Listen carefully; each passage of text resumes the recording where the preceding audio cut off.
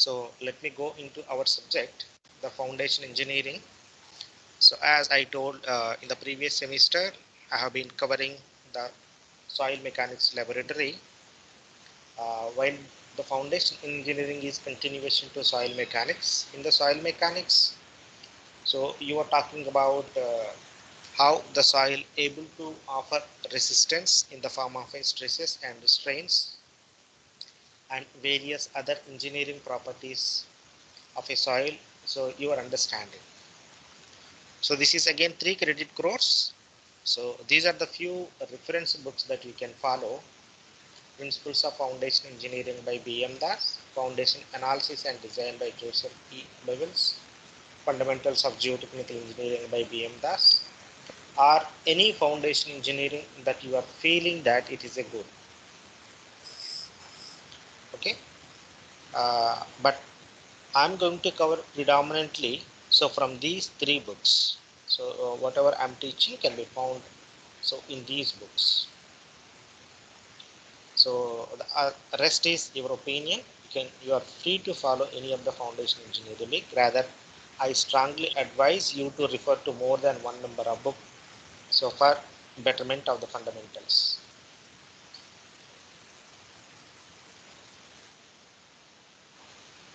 So let me go into the course. When you are when you were taught about the structural engineering, so you were taught about different components of a building. So the component of a building which is above the ground surface is called as a superstructure. If the same thing is extended below the ground surface, then this is called as a substructure. While whether it is a superstructure or a substructure, it rests directly on the foundation. So the bottommost is foundation. From this diagram, you can easily understand how to distinguish superstructure, substructure and foundation. So foundation is also one of the structural elements which safely transfers the loads coming from superstructure and substructure to the soil mass. So in a sense, the function of the foundation is to safely transfer the loads of superstructure to surrounding soil mass. Now, as I told, this is a structural member. So it has to be designed in 2 aspects, considering the soil behavior and considering the structural behavior. However, the structural behavior will be governed by the structural engineering people. And here in this course, we basically talk about when a foundation is loaded, how the soil behaves and how the soil behavior manifests the behavior of the foundation. So that's what is the fundamental objective of any foundation engineering. Now, when I say foundation engineering, the foundations are not only meant for the buildings. So foundations are required for every kind of a structure, which may be a small building, large building, a bridge, or anything you take it. So every kind of a structure requires some kind of the foundation for safe transfer of load of that particular structure to the soil. So here you can see, so this is a superstructure comprising of ground floor and first floor, second floor. So the entire structure is resting on the foundation. So these are called as the foundations. So this is a closer look of the foundation. So this is closer look of the foundation. You can see the foundation wall. So this is foundation wall, this is foundation footing, and this is the natural ground surface, and this is the floor slab. So this is how you can able to distinguish superstructure from the foundation. Now, what is the primary purpose of any foundation is to safely transfer the load of the superstructure to the soil. So the same thing can be understood from this simple schematic. So here this hatched portion indicates this is called as a foundation, and this foundation is transferring the load from the above the ground surface to the soil. But when the load is getting transmitted, from foundation to the soil mass. So the area can be calculated depending upon the dispersion of the load. As you can see, the load dispersion is not concentratedly vertical.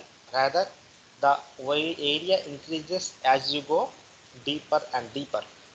So it is understood that the load dispersion is approximately 45 degree. That is one vertical to two horizontal. Based on simple analogy, we can able to calculate how much the soil could able to bear the load by, so this simple equation. So the bearing pressure is equal to load upon the area of the footing, where load is load imposed on the footing. Area means the base area of this footing. Now here uh, we predominantly talk about how the soil behaves when such amount of the load is coming onto the soil. So that load is designated in the form of a bearing pressure, that is soil bearing pressure. So what is the implications of bearing, I will talk about in the subsequent slides.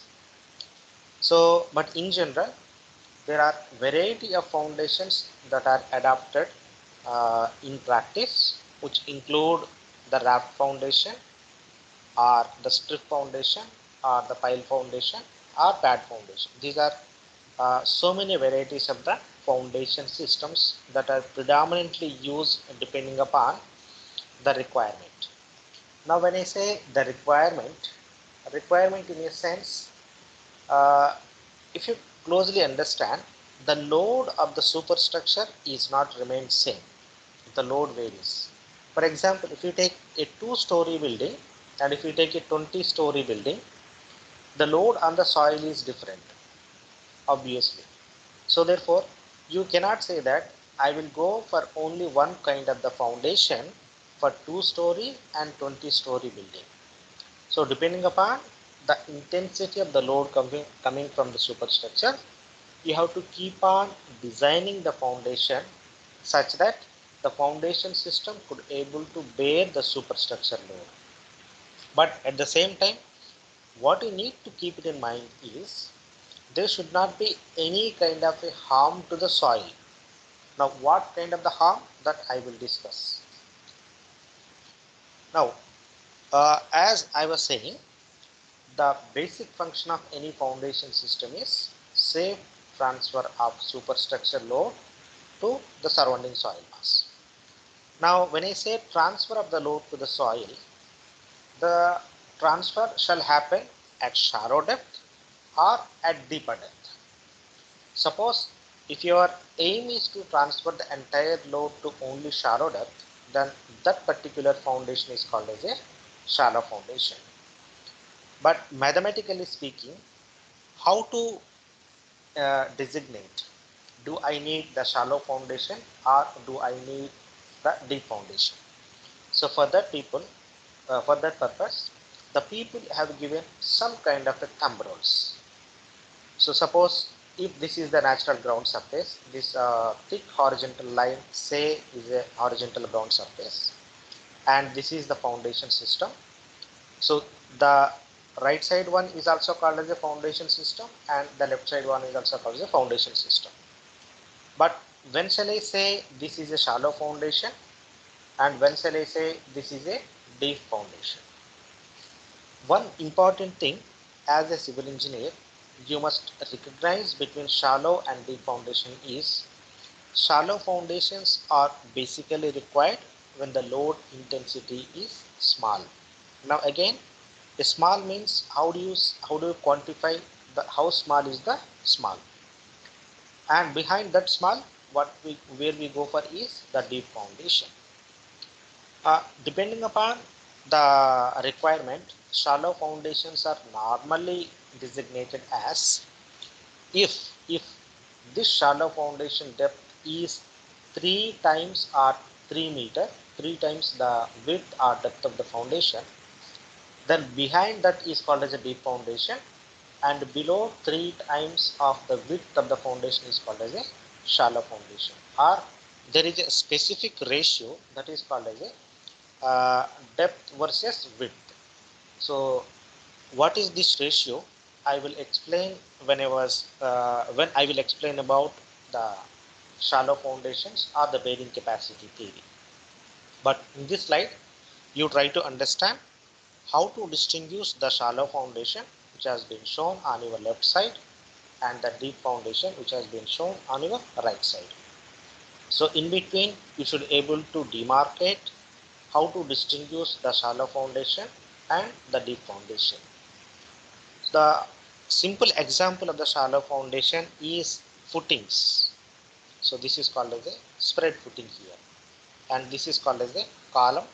So here if you look at, this is a column. So the column imposes a load on another structural element, that is called as a pier, and this pier is resting on the footing. While this column can also directly rest on the footing. So there is no problem. Everything is a single element.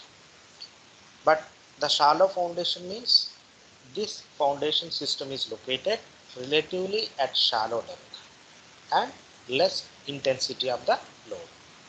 On the other hand, deep foundation, one of such example is pile foundation. So your piles are nothing but your columns. But only thing is that in case of the column, there was no lateral confinement. But in case of the pile, there is a confinement in the form of a soil mass or the soil system. So usually the length of the piles are couple of meters. And since the length of the pile material is a couple of meters, it transfers the loads of the superstructure to deeper depth. That's why it is called as a deep foundation. You can also understand from this here. Here for a footing, it has a definite surface area or cross-sectional area at the bottom. While in case of the pile, this is nothing but a column where the cross-sectional area is small, but the numbers are more.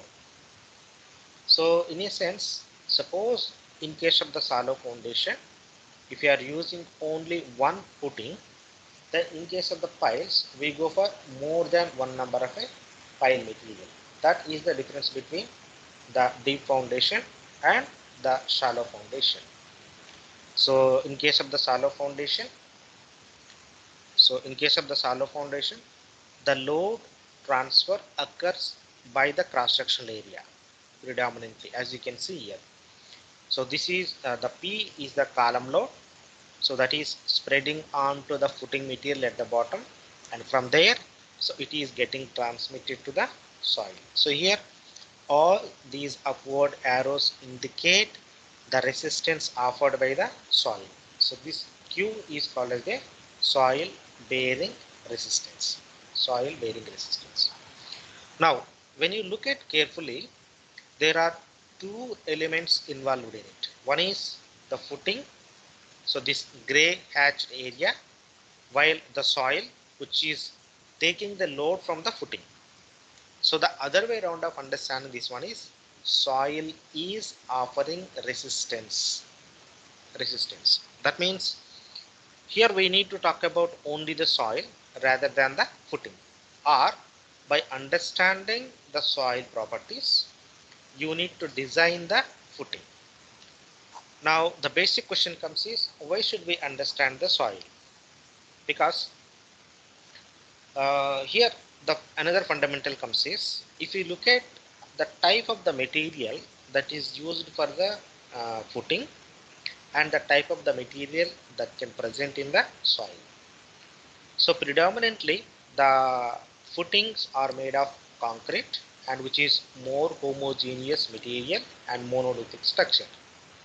While if you look at the soil neither homogeneous nor isotropic nor elastic, so on and so forth. Moreover, the footing size and shape may remain same across, for example, India.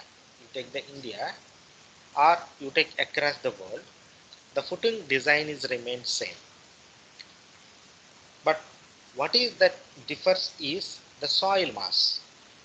So the soil varies from location to the location and from the place to place, region to region, country to country. So therefore, you cannot say that for a same intensity of footing load, so I will assume similar kind of a soil mass, which is practically not possible. So rather now you have to go in a reverse way. Initially, you try to understand what kind of the soil it is, how its behavior manifests in the form of the design of a footing. Then you go for the design of the footing.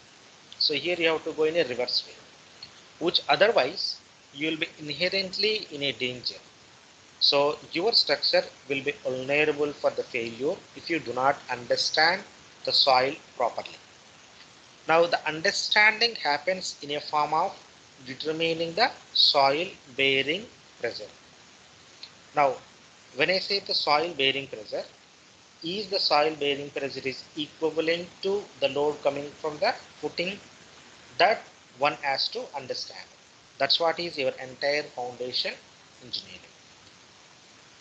So from this slide, you should be able to understand that the load transfer is predominantly by the cross section of the footing. So here footing means it is having a length and width and some thickness, but this is a definite length, definite width and definite thickness. So these geometries are predominant in terms of 1 or 2 meters or maximum 3 meters. That's it. But we can also go for higher dimension, so that part I will discuss. And so this is the load transfer mechanism in case of the deep foundation. So for example, for better understanding, you take any bridge. So the deck slab is resting on the pier. This pier is resting on another structural element called as a pile cap, and this pile cap is resting on the pile material. So these piles are inserted into the soil material. So when I say pile foundation, there are so many number of piles which are being installed within the ground. So this, from this cross section you can understand. So these are the piles. So pile cap is a structural element which uniformly connects all the pile material, so that the load transfer is remained same among all pile materials or all piles. Now, what kind of the load transfer mechanism that takes place in case of the pile foundation? It has been shown in these arrows.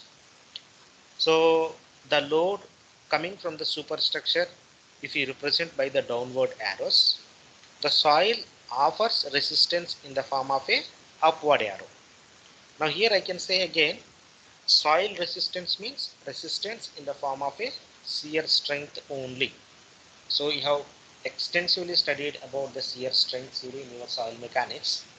That entire theory can be used in foundation engineering.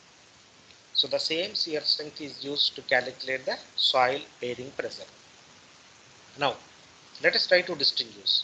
In case of the shallow foundation, the load transfer is through small definite cross-sectional area. While in case of the deep foundation, the load transfer is predominantly all along the length of the each and every column. So the load transfer happens between the load and the soil, at the interface between the load and the soil. Okay, so this basically happens in the form of a adhesion, in the form of a friction. Adhesion and the friction. While such necessity is not required in case of the shallow foundation, because it is predominantly based on the cross-sectional area. And here also the load transfer happens at the interface between the soil and the footing material. While in case of the pile foundation, at the interface between the pile and the soil in the form of a friction and in the form of a adhesion. So I will discuss about all these things in detail. So when I cover the pile foundation. Now, as a civil engineer, you must understand about the types of the foundation.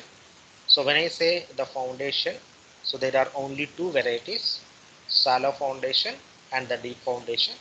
Shallow foundation means the load is relatively getting transmitted at shallow depth of the soil mass. It is thumb rule. We can understand that it is predominantly below 3 meter or below 5 meter. While deep foundation means the transmission of the load is happening relatively at deeper depth. Now when I say deeper depth, we can go up to 100 meters, up to 50 meter, up to 10 meter, or up to 20 meter. So we can also see quite a lot of examples. Suppose if you look at the kind of the construction that is going inside our campus, so almost all structures have a shallow foundation system. Okay, we never adopted any kind of a deep foundation system within our campus. So for the clarity, whenever you are coming to the campus, so you can visit the construction site and you can observe that all are shallow foundations only. But among shallow foundations, there are different categories. So isolated spread footing, strap footing, raft foundation, wall footing, combined footing. While among deep foundations, we have a pile foundation, pair foundation, and kaizen. So these are the three varieties of the deep foundation and 5 varieties of the shallow foundation. So let us try to have a glimpses of each and every kind of the foundation. And one more thing is, shallow foundations are adapted relatively when the soil is stiff or in a good condition, especially in sandy kind of the soils. Deep foundations are adapted when the soil is relatively weak or the bearing pressure is very less. This especially happens, suppose if you visit to any offshore site near sea or near river, the soil is very loose condition, okay, where you cannot construct any kind of a building on top of the clay material. So in those conditions, it is essential to transfer the load relatively to deeper depth. In those conditions, we go for the deep foundation. So let us try to get glimpses of what are the different varieties of the shallow foundation. So among the shallow foundations, the first one is isolated spread footing. So the meaning itself is self-explanatory. I don't need to give. Isolated, that means the each footing is individual. Each footing is individual. As you can see, so this is the column, and this is the width of the footing, length of the footing, and this is the thickness of the footing. So the column load is getting transmitted onto the footing. So in the bottom diagrams, so it has been clearly shown. So this is the isolated footing. Isolated means it is only one footing. So these are the reinforcement details. As you can see, a pit is dug and into it reinforcement was placed. So here different variety of reinforcement schematics also has been given. So in the middle of this diagram, and this is post construction how isolated footing looks like. So this is the isolated footing after construction from this stage to this stage.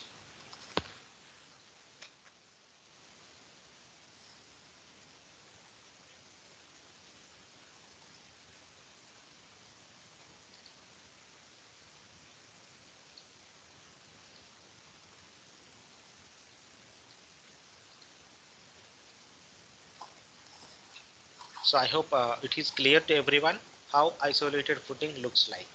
So this is one isolated footing, this is second, this is third, fourth, fifth, so on and so forth.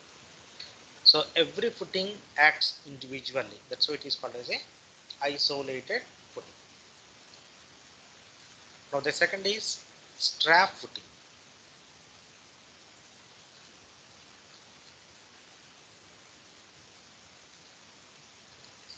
This is strap footing.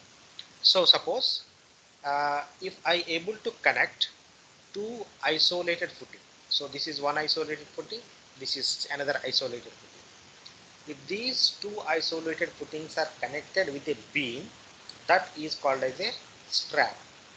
That is called as a strap. As you can see the real life picture. So this is one isolated footing. So this is another isolated footing. So these two are connected with the help of another separate beam. That is called as a strap. So this kind of the foundation is called as a strap footing.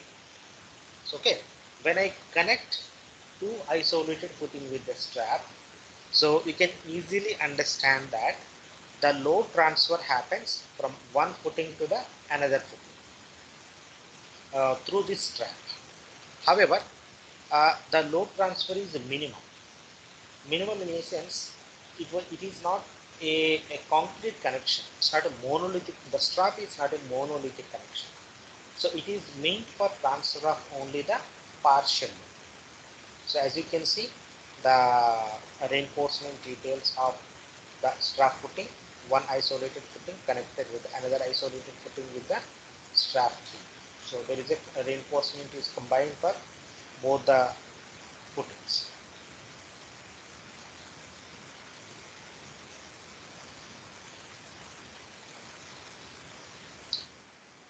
Now another footing type is called as a raft or mat foundation. Raft or mat foundation. So raft or mat. So this is the picture of a raft or mat. So this foundation is specifically used when isolated footings or the strap footing is unable to bear the load, where the intensity of the load is relatively high, where we cannot able to go for isolated or strap footing, then we go for the mat or raft foundation. Mat or raft foundation. Here, in this case, the entire site area is covered with the concrete, as is shown in this picture. The entire area is covered, and on this mat, the columns are constructed. Over the mat, you can see the construction of the columns. So these are the reinforcement details of the raft or mat foundation. Both are same. So, the condition for adapting to raft foundation is there are several, but couple of things are when isolated footings fail to bear such intensity of the load, then we go for the mat or raft foundation. Second thing is, suppose if you have any kind of a doubt on the bearing capacity of the soil, where you see that the bearing capacity of the soil is relatively weak, and you felt that the load should be spread over a larger area, as you can see. So in case of the spread footing, the length and the width of the spread footing is in terms of the couple of meters, while in case of the isolated footing, it is 2 meter, 3 meter. But in case of the mat or raft foundation, it will be 5 meter, 10 meter, 20 meter. So it covers the entire area of your building. Okay, when the footing is covered over the entire area, one can ensure uniform spreading of the load, same intensity of the load over the larger area. Therefore, there is the least amount of the bearing pressure on the soil. So that is the advantage of the raft foundation. Next, another kind of a foundation is wall footing. So in case of the isolated footing, we have seen that the column is constructed over the footing. But what if I want to construct a wall on the footing? Because this condition is predominantly seen in most of the constructions. So where there is a necessity for construction of the wall on the footing. So such footing is called as a wall footing. If wall is constructed on the footing, that kind of called as a wall footing, or sometimes it is also called as a continuous footing or strip footing. So all the three names are synonymous: wall or strip or continuous footing. So all the three are same. So when you look at this schematic and this reinforcement details, so at the bottom picture, you can easily distinguish how wall footing is different than the isolated footing. Another kind of a footing is the combined footing. Hello, sir. Yeah, Sir, again some background noise is there. background noise. It's continuously like raining. Oh,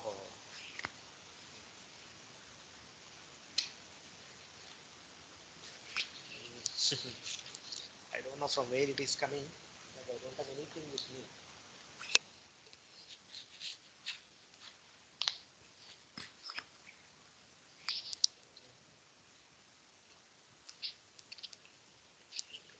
devices also.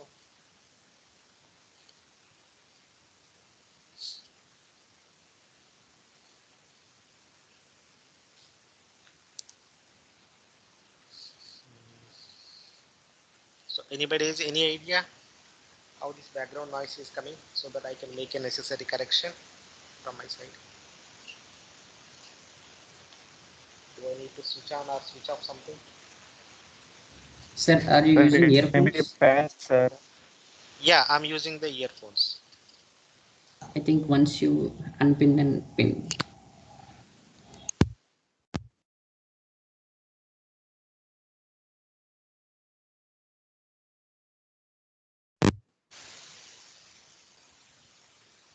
Any improvement?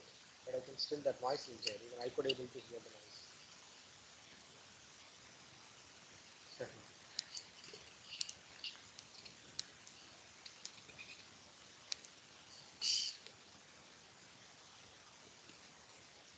Okay, let's see. I will try to ask someone. I'll try to take a help in the CIT ACT if they could able to figure it out.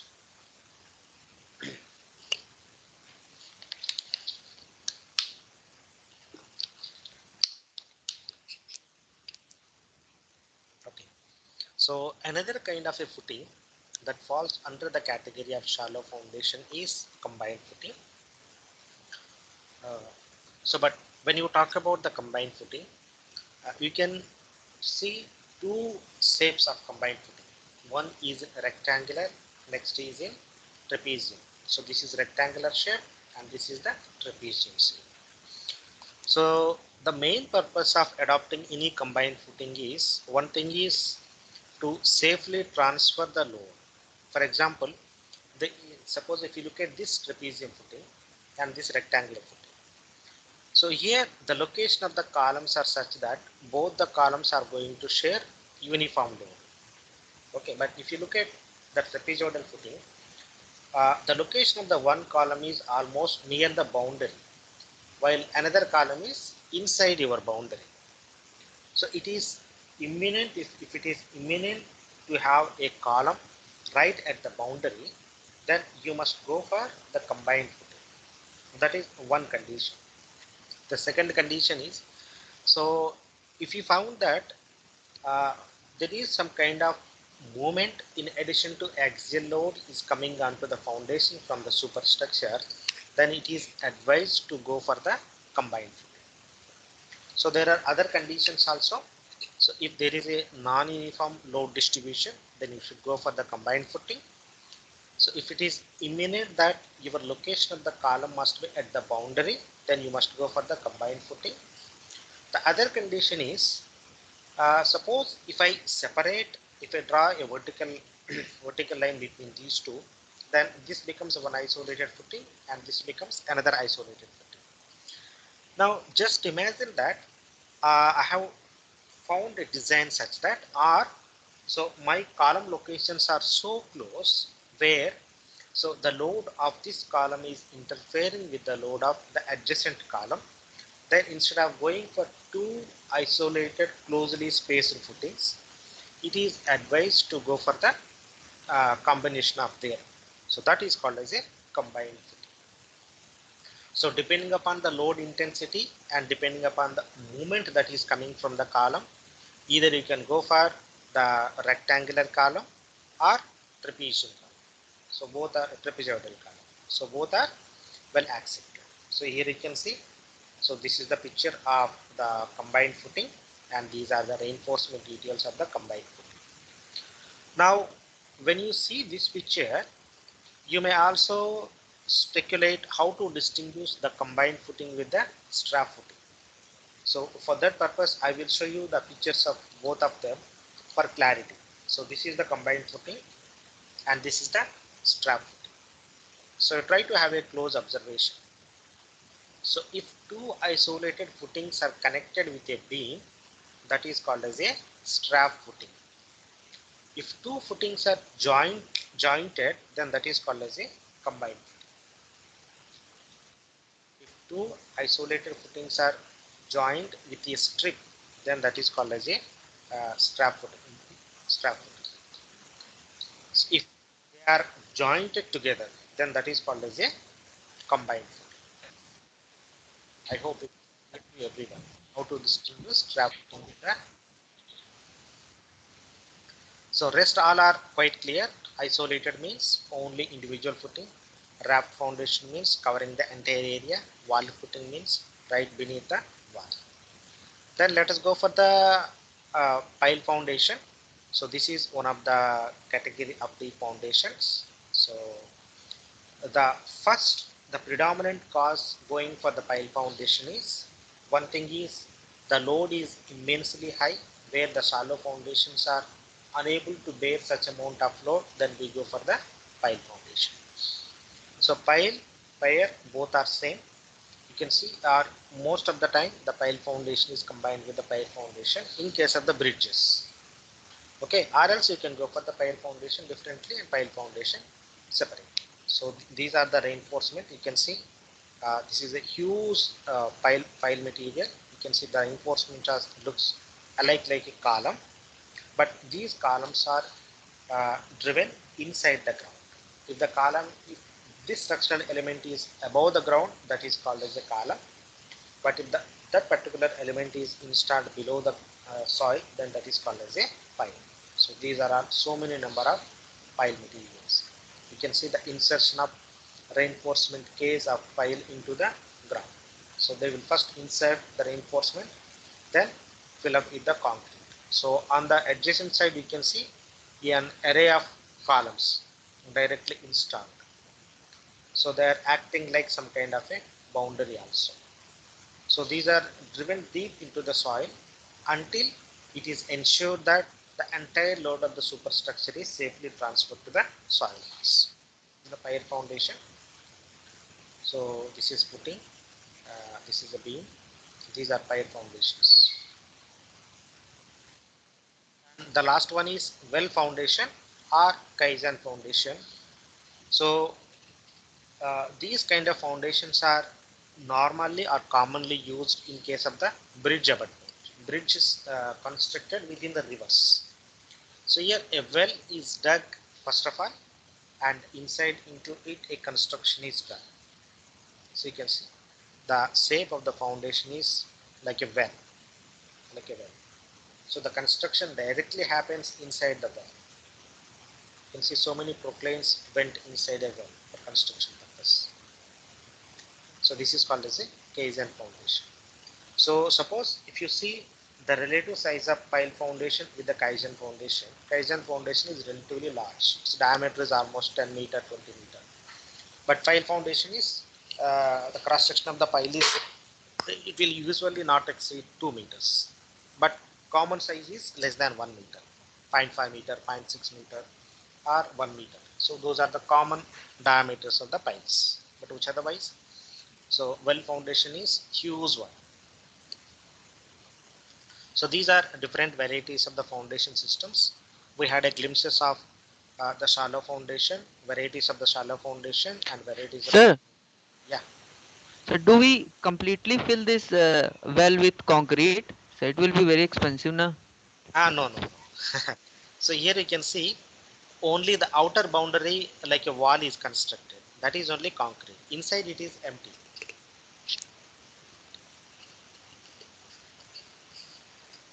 In fact, it is vacuumed. The entire air inside the well is removed, because when it is vacuum, it could able to bear huge amount of load. That is also some advantage.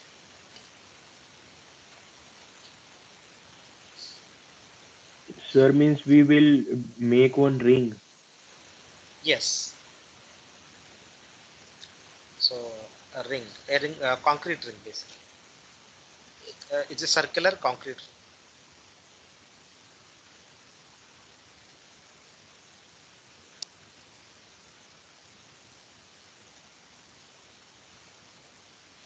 I don't know whether I could able to cover the details of the Kaizen foundation or not, because usually practically not possible, because we have only 40 number of lectures and the pile foundation is so huge. So 20 number of lectures are required only to cover the pile foundation. Yes, any other question?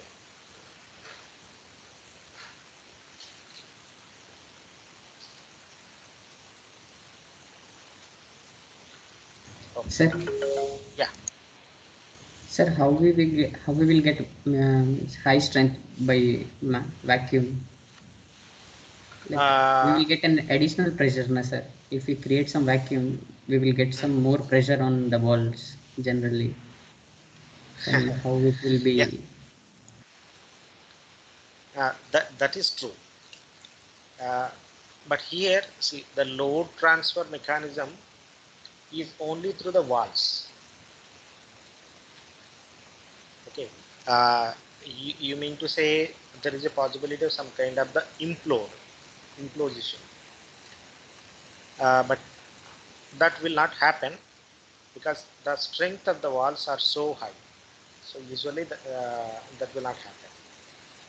But which otherwise also, so these wells are plugged at the bottom, means it's naturally plugged at the bottom, but they are plugged at the top also with a cap. So when it is capped at the top and bottom, so it is inherently, so inside nothing is there.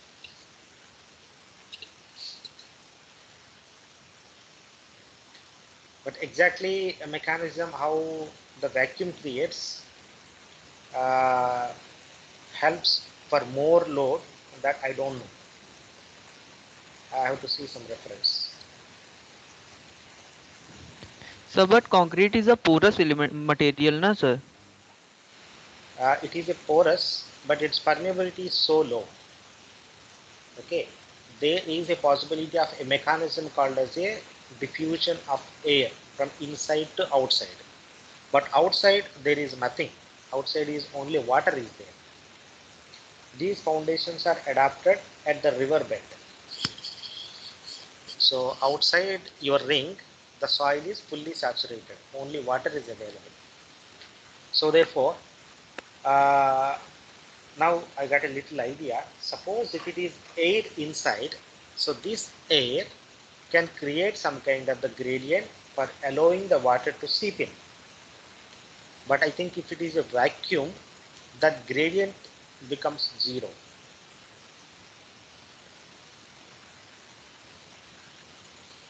If it is a vacuum, it is a reverse gradient. If it is air, then because of this pressure difference, water can try to seep in through the concrete.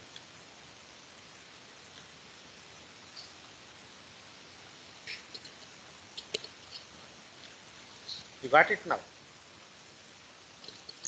No, sir. Okay. See, for example, when water seeps, When there is a pressure difference. when there is a pressure difference, but when there is a gradient, that's it. That gradient could be air gradient or water gradient or pressure gradient, doesn't matter. Okay, when there is a gradient, then always there is a movement. It could be water, it could be air, or it could be vacuum. So suppose if it is air inside, then this air maintains some kind of the atmospheric pressure condition, and outside is only the water because it is at the river bed. So when there is a atmospheric pressure condition, water always try to seep in. Okay, but if it is a vacuum, I think that can be avoided.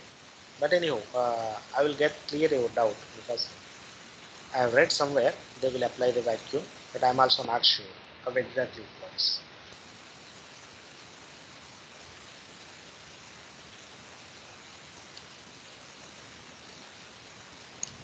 Okay, sir.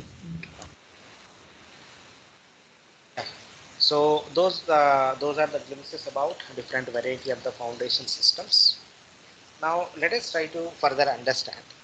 Suppose if a superstructure is built on the soil mass, what possible consequences can happen?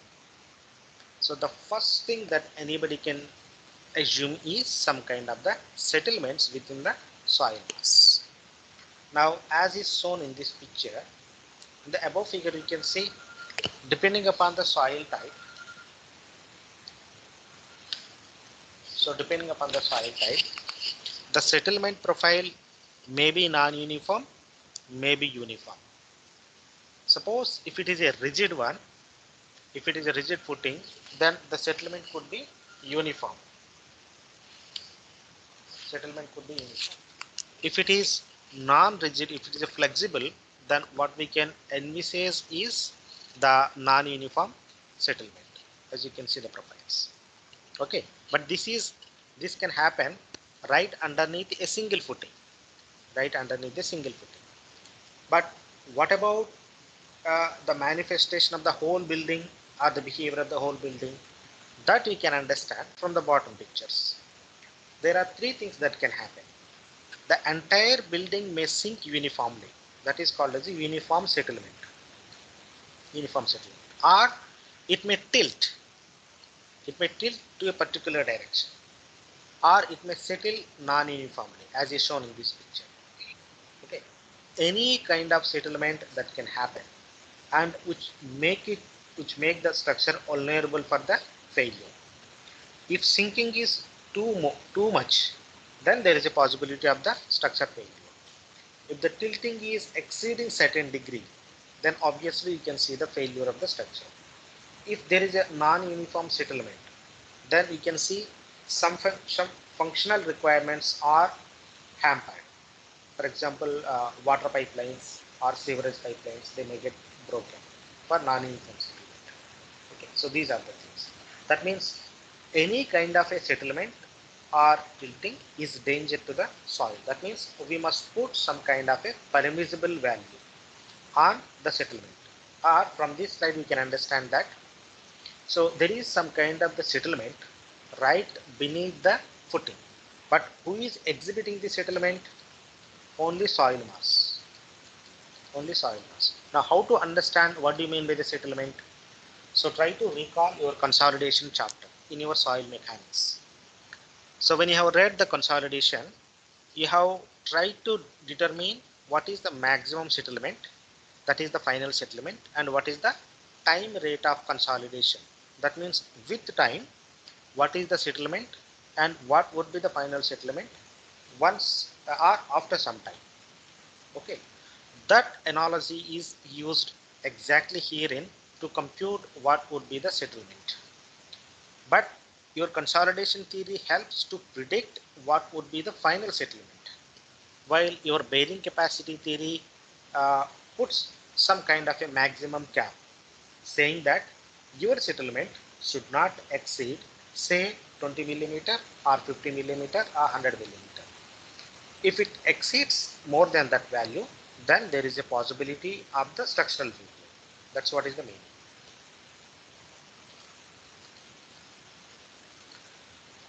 Now, so this is also another picture.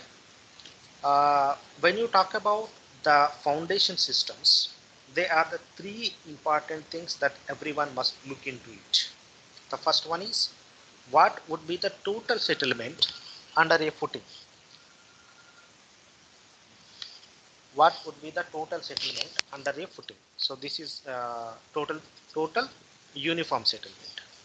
The second thing is differential settlement. Differential settlement means, say for example, I have one column here, one column here. So this is kind of a soil here. This is a kind of a soil here. Now, is it possible to ensure that at location 1 and location 2, there exists a similar type of the soil? That is the first thing. Second thing is it possible to ensure that load P1 and P2 is remain same? Just to make an observation or confirmation purpose, just look into your building, your own residential building. If you look at different columns or different walls, so you can see that the load is not uniform on any two walls or any two columns. Now, if that is the case, more load means more settlement, less load means less settlement. Meaning thereby, for a given structure, there is a non-uniform settlement under different columns. Now, what is that maximum non-uniform settlement is allowed? That is called as a differential settlement. Differential settlement means two different values of the settlement under two different columns, but same building. So don't compare with the one building with another building. So that is not valid here. Differential means difference between two columns of the same building. Two columns of the same building. Now there is also one more thing. So when there is a tilt, in fact it is shown in reverse way. This angular distortion is valid for the above and difference settlement is valid for the below. So kindly read it in different way. So here also the angular distortion has been given and this is a difference settlement has been given, delta. Yeah, difference settlement. So the difference in settlement between two adjacent columns, again try to understand. Excuse Two me, sir. adjacent, yeah. Sir, the angular distortion is taken from the horizontal axis or vertical? Angular distortion with respect to it's always, you can say horizontal or vertical, how does it matter? But usually we prefer uh, is a whole building na angular distortion with respect to vertical. Okay, sir. With respect to vertical. But they will be mentioned specifically with respect to horizontal or with respect to vertical. It is no problem. Okay. Okay, sir. Yeah. And so here I have shown three varieties of the problems: total settlement, differential settlement, and angular distortion. So among these three, which is more danger to the structure? It is always the differential settlement that is more danger. And if you look at any case study, most of the case studies report that it is because of the differential settlement that structure fails. If not fails, one simple example I can tell you is, if you go to any structure which has been recently built, and if you observe carefully, you can see some kind of the cracks on walls. So these cracks are predominantly because of the two cases. One is that could be a shrinkage crack. Shrinkage crack. If it is not a shrinkage crack, then that could be because of differential settlement. Okay. The first impact of differential settlement is in the form of a crack reflection. If that crack exceeds certain value, then your structure fails. Usually the total settlement doesn't pose any kind of harm to the structure because most of the total settlements are uniform. So it is the differential settlement and it is the angular distortion which are more danger. Even angular distortions also, they will not happen unless this is a little large structure or it is tall structure. For a relatively small buildings, it is the differential settlement that largely governs the design of the foundation system. So there are two more important things when I talk about the soil and the foundation. Now, one thing I appraised in the previous, yeah, Sir, can we have 5 minute break? Sorry to disturb. okay, no problem.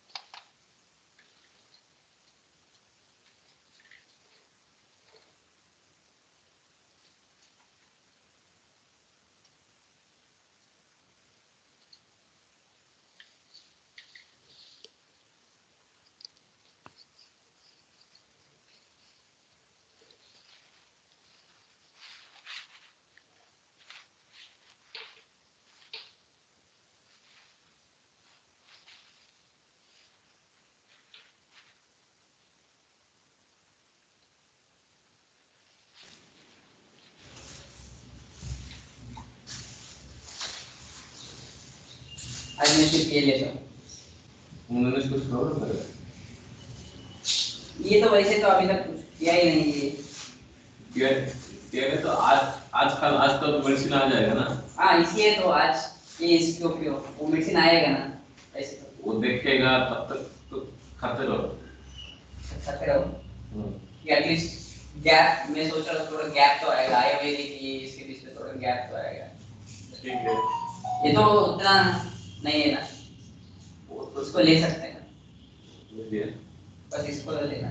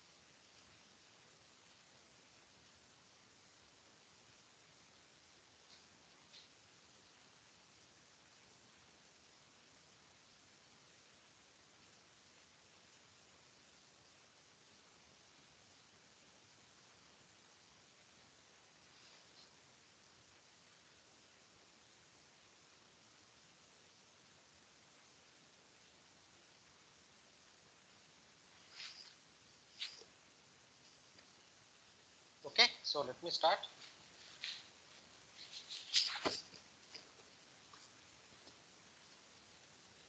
So from the previous slides, we have understood there is something called as a footing and which is constructed within the soil mass. And it is also understood that so the soil can undergo some phenomenon called as a settlement. So as is shown, same thing here also. But if the settlement exceeds certain value, then the failure of the structure is imminent. So therefore, we need to put some kind of the cap that is called as a permissible settlement of the soil system. But it is only the settlement which causes failure of the footing? No. In addition to the settlement, if the settlement exceeds certain value, what will happen is it causes some kind of the instability to the footing. So the soil itself fails. That is called as a shear strength failure or stability failure.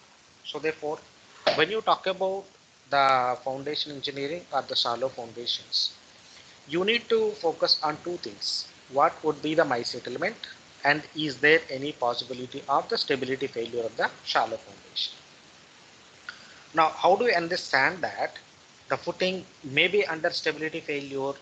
That can be observed when you see some kind of the heave on all surrounding the isolated footing.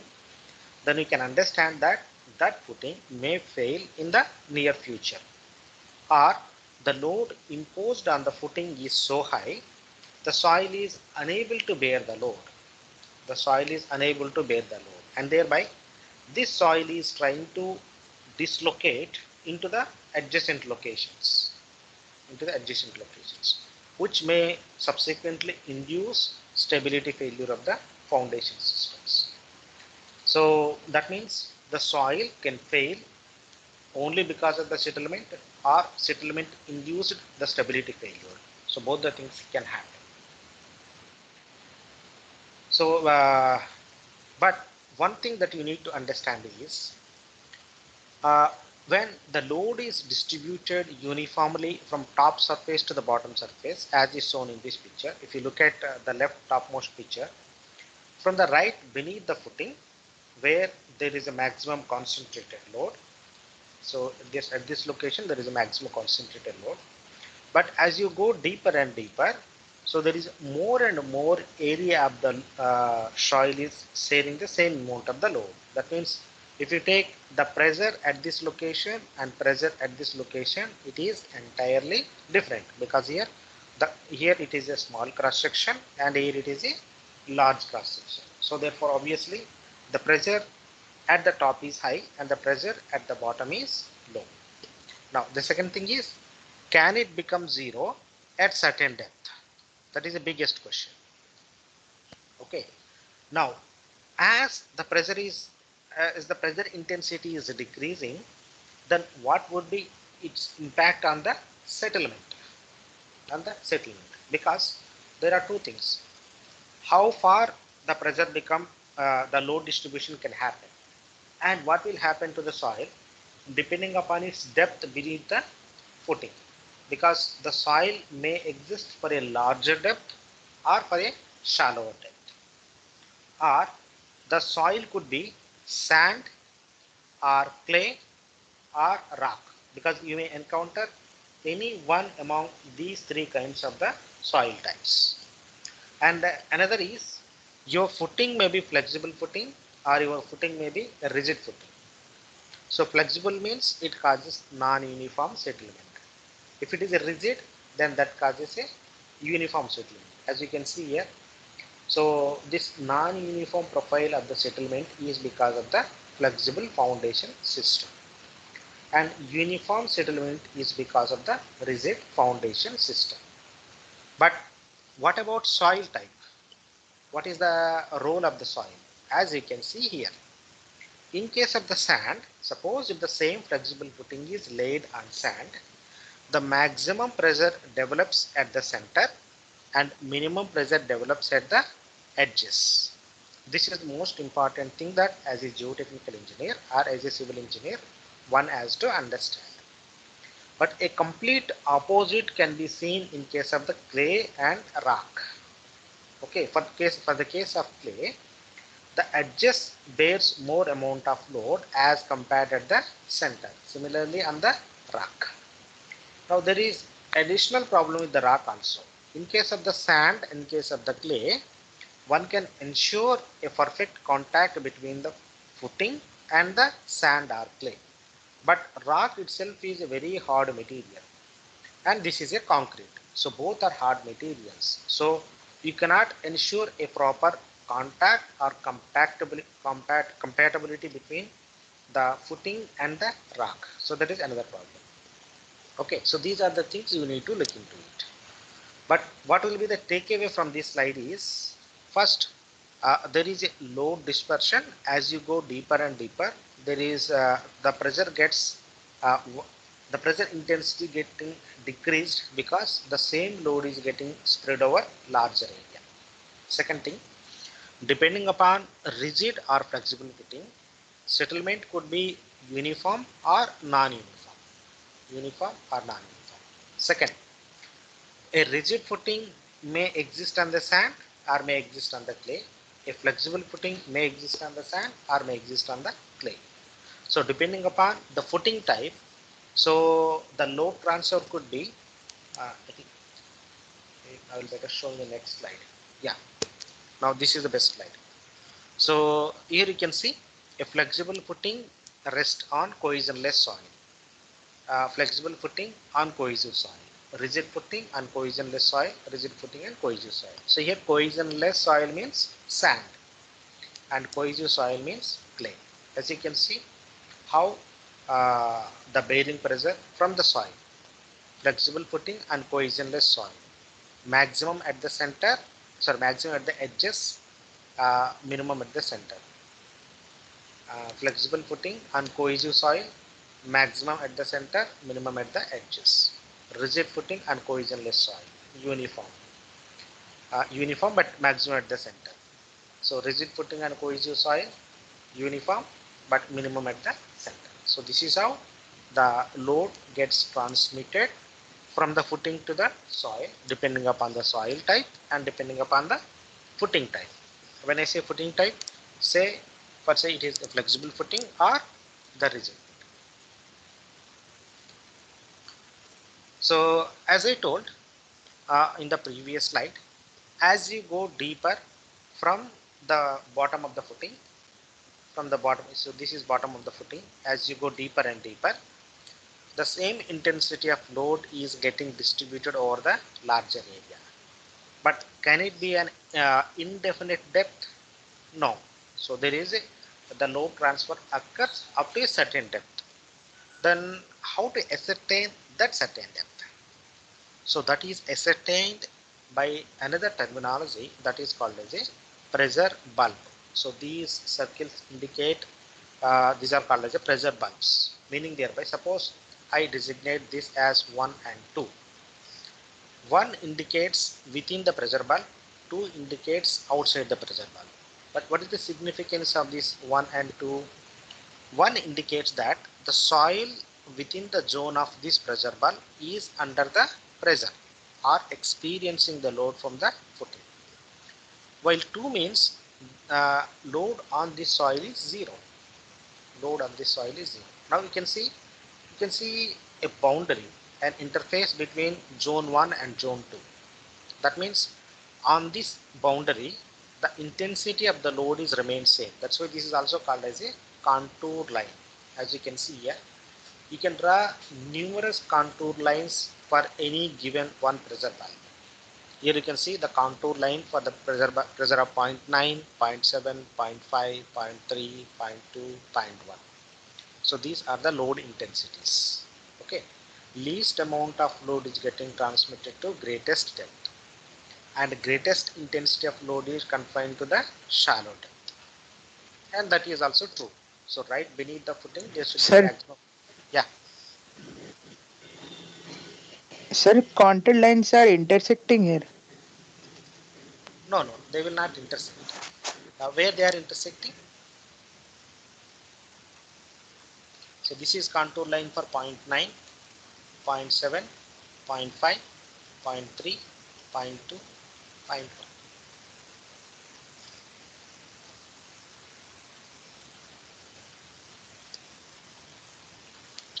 Sir, at the top point they are joining, like they, how Oh, it's possible?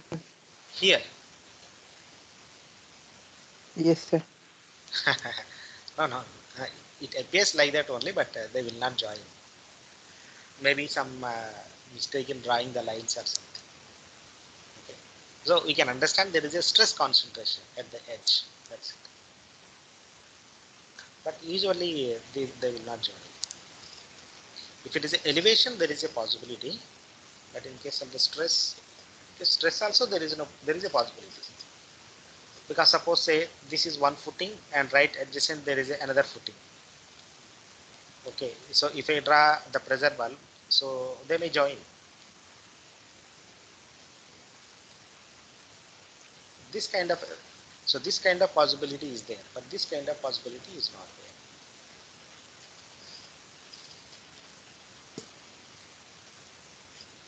Okay, so the load dispersion of the load is shown in the form of the pressure bulb or stress contour or load contour, whatever you say. So anything is on it. So you can draw numerous contours of the loads or stresses. Now what is the practical significance of this pressure bulb? So meaning first it indicates that this is the entire depth of the soil which is experiencing the load from the superstructure.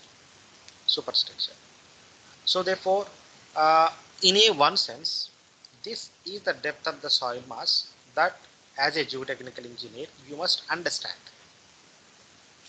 Sir, what is 0.1, 0.2, 0.3, 0.5? These are the intensity of the stresses.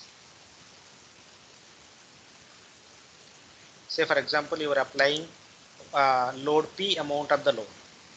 So at this depth 0.9 times of the P load is there. At this depth 0.7, 0.5 times of P, 0.3 times of P, 0.2 times of P, 0.1 time, and below is 0. Sir, P is the uniformly distributed load or it's a point load? It is uniformly distributed load. Anyhow, this kind of the pressure valve exists for the point load also. Okay, sir. For every kind of the loading, this kind of the pressure valve exists. So, sir, 0.9 P is the peak value or the total value of stress, intensity of stress? No. Suppose say if you take this volume of the soil, this volume of the soil is under the load intensity of 0.9 times of P. Okay, sir.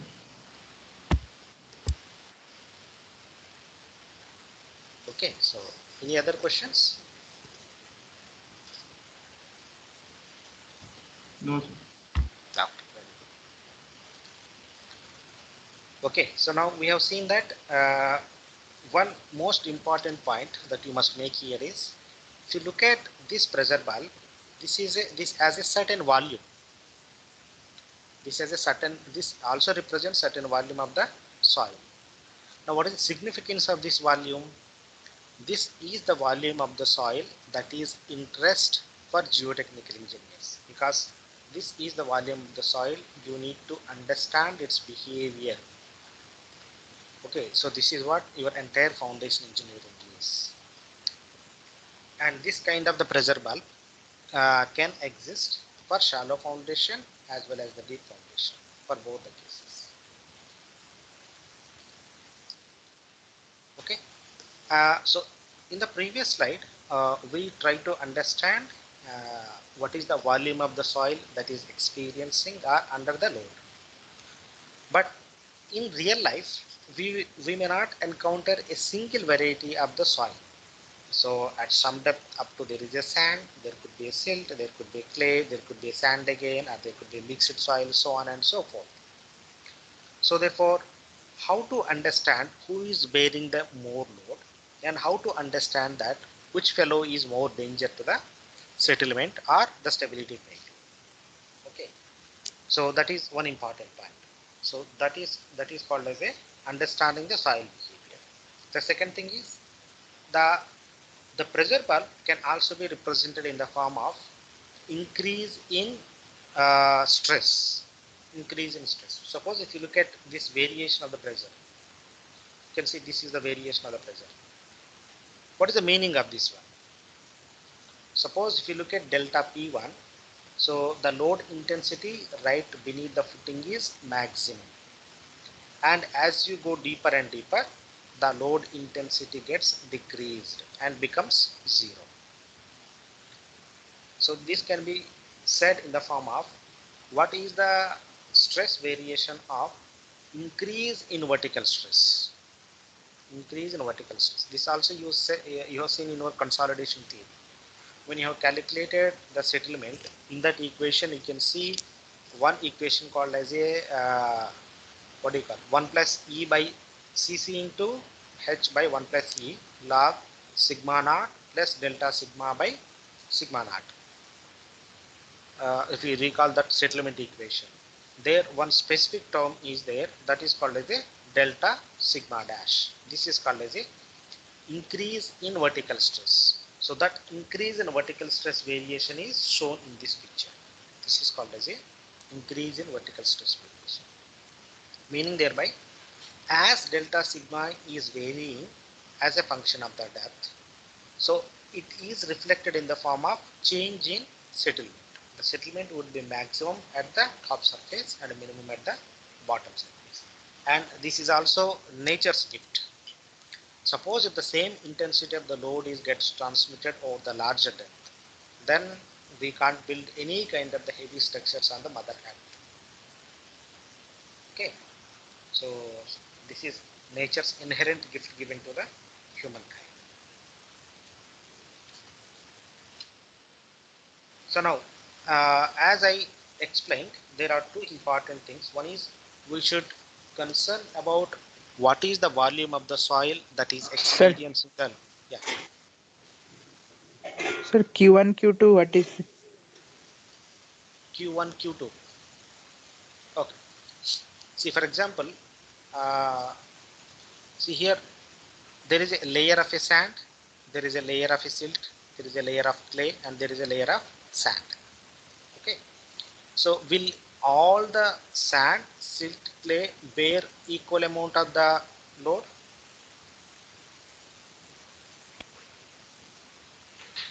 No. Definitely not. Definitely not. Okay, but the maximum load borne by, for example, sand is say QA1. The maximum load borne by the silt is QA2. Maximum load borne by clay is QA3 and sand is QA4. So this is clear now? Did you understand?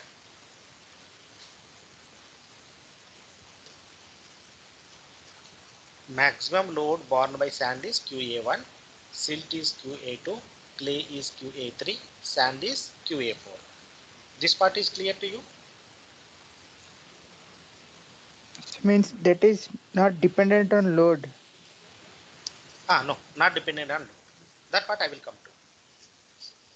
Suppose if I take a sand, the sand has some inherent load bearing capacity. That is represented as QA1, QA2, QA3 and QA4. Now how to understand this one you can see. The clay has least bearing capacity. So this is the QA3. This is the width. And the QA1 width is significantly higher than the QA3. So sand able to bear highest amount of the load. Okay. Next descending order is silt. Next descending order is clay. In one way, you can say that clay has least bearing pressure and sand has highest bearing pressure. Based on this diagram, you can see this width of the QA1 is substantially higher than the QA3. Okay. This first one. Second one, if QA1 is the load bearing pressure of the sand, and what is the load coming from the footing? Delta P1. Delta P1. Okay. It is obvious that the load coming from the footing must be less than the load borne by the sand. Load borne by the sand. As you can see here, the intensity, the load coming from the footing, intensity is delta P1. So delta P1 is lesser than QA1. That means, so the sand is able to bear the load coming from the footing. As you can clearly see the difference in widths, QA1 and delta. So delta P1 is less than the QA1. So therefore we are safe. We are safe. But right beneath the sand there exists a silt. But load is also going onto the silt. That is the intensity of the load going onto the silt is delta P2. But the inherent load bearing pressure of the silt is QA2. QA2. So therefore you must ensure that the delta P2 must be less than the QA2. Okay, the same thing you can see here. The intensity of QA2 is greater than the delta P2. Therefore you are safe. Similarly, the clay's ability to bear the pressure is QA3, while the load coming from the footing is delta P3. So obviously the delta P3 must be less than the QA3, and the same thing can be witnessed from this picture. Okay, the width of QA3 is substantially lesser than the delta P3. Similarly, the load bearing pressure by the sand is QA4 and the load coming from the footing is delta P4. So delta P4 is much smaller than the QA4. So therefore, the sand is able to bear the load of delta P4. Okay. Now, you try to understand in a reverse way. Suppose if I ask a question, if I exchange clay with the top sand layer, so what will happen to the footing?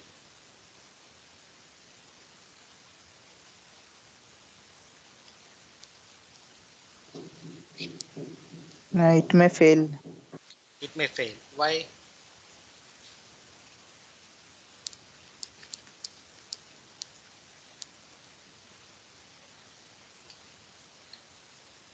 Is delta P1 bigger or QA3 is bigger? Suppose if I exchange clay to the sand at the Delta top, P1. yeah, so delta P1 is bigger than the QA3 at the if clay is shifted to the top. Okay, that means load coming from the footing is more than the load borne by the clay. So the clay cannot able to bear the load, so therefore it fails.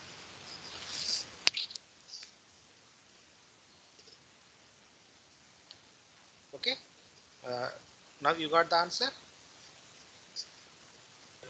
Yes, sir. Or still any doubt? You can ask me. You're free to ask. No problem. If it is not clear, I will explain it.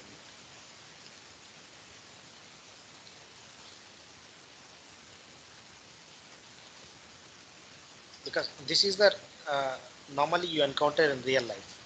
You can't say that for my entire depth there exists only uniform soil type. You can encounter sand, silt, clay, mixing of sand and silt, mixing of sand, silt and clay, so on and so forth. But your delta P variation is remained same. That is dependent on the load coming from the footing. But Q1, QA1, QA2, QA3, QA4, they will vary.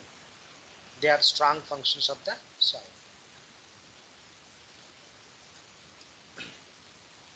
Now, having understood this part, one thing is inherently important. So we have to identify what type of the soil it is beneath the footing and how to characterize it. So that is called as a soil exploration. That part is called as a soil exploration. So suppose this is the building you have planned, but what if there is some kind of the problematic soil and you did not identify it, and without notice you constructed a building? One thing you can see is the moment you finish the construction, it may fail. So it may fail. So in order to avoid such a kind of the failure of the structure, so you must understand or you must profile the soil beneath the structure. You must profile the structure beneath the soil. But the question comes is, how far? What should be the maximum depth that I should probe?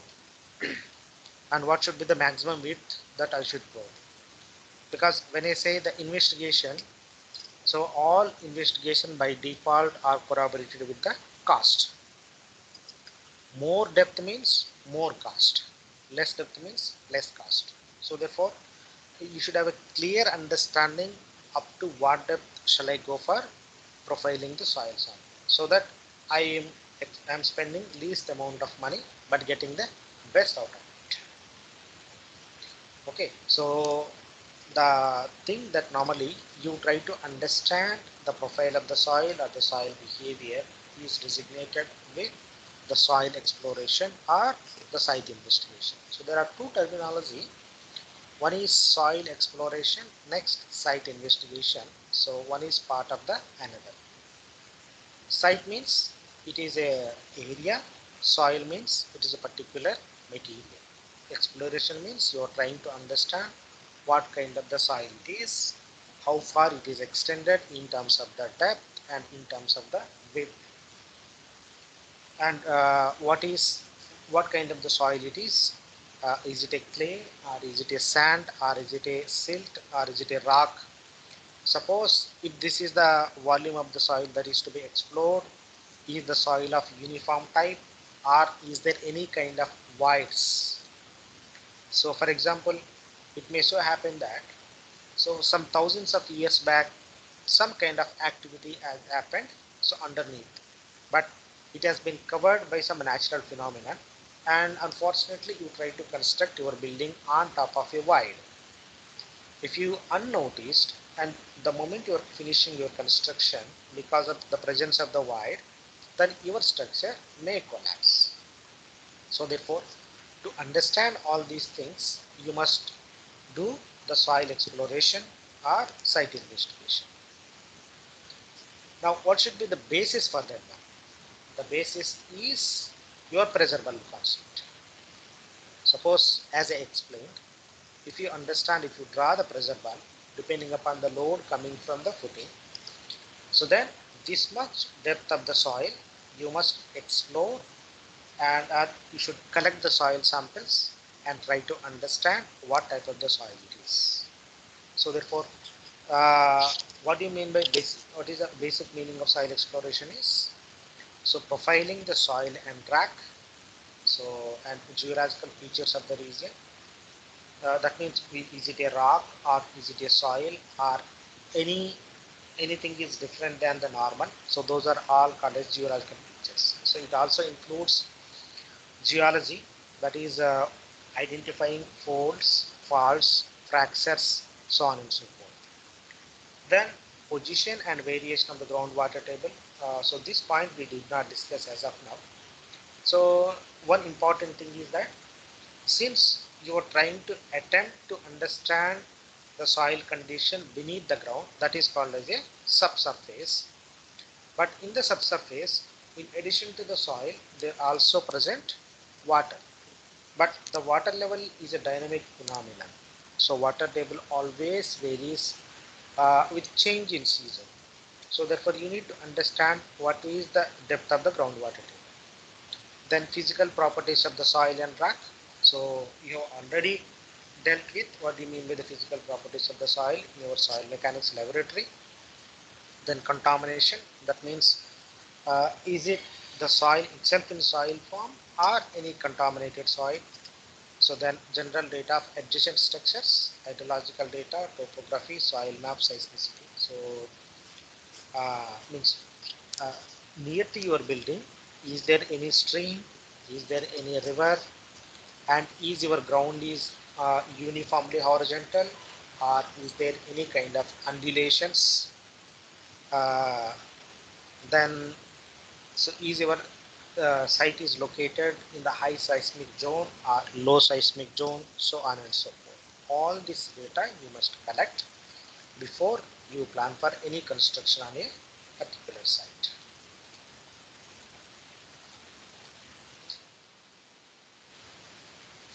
So these are the primary objectives of the soil exploration. So the first objective is determination of the nature of the soil deposit.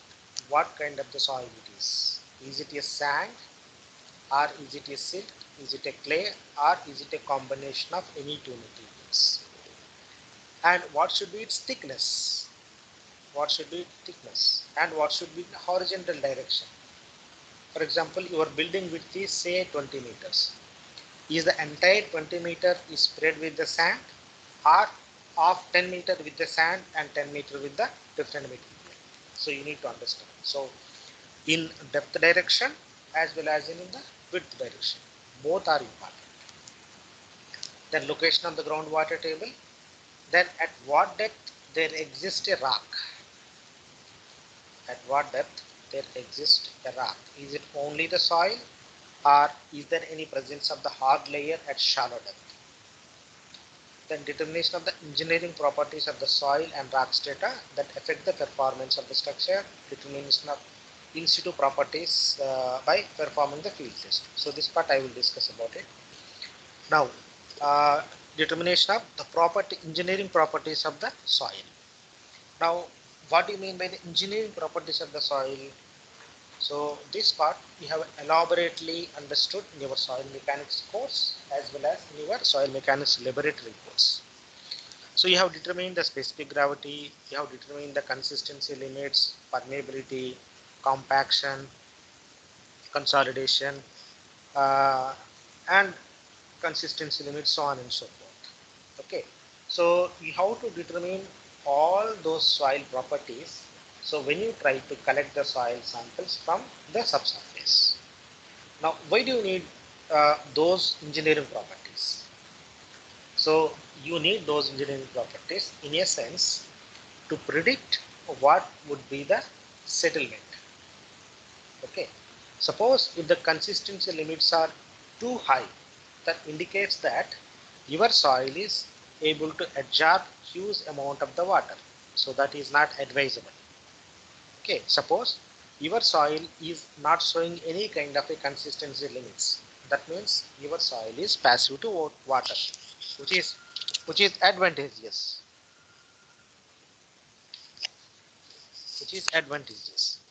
and depending upon the location, should the permeability be low or high? Should the consolidation be low or high? If the consolidation is very high, so it is not advisable again. But how do I know that the consolidation is high? For that, you need to collect the soil sample and determine its properties by bringing it to the laboratory. So then why to determine this one? So all this information is necessary in order to design a safe foundation system, whether it is a shallow or a deep foundation. Okay, and another important thing is that so the question asked by the client is, suppose when you are recommending either shallow foundation or deep foundation, how sustainable it is. Could it able to bear the entire load, or it will not able to bear the entire load? Meaning thereby, now in one of the slides, we were discussing about,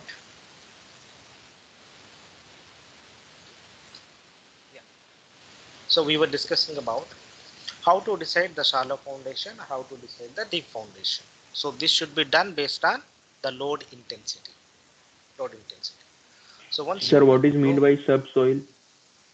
subsoil means the soil beneath the ground surface. That's it. That is called as subsoil.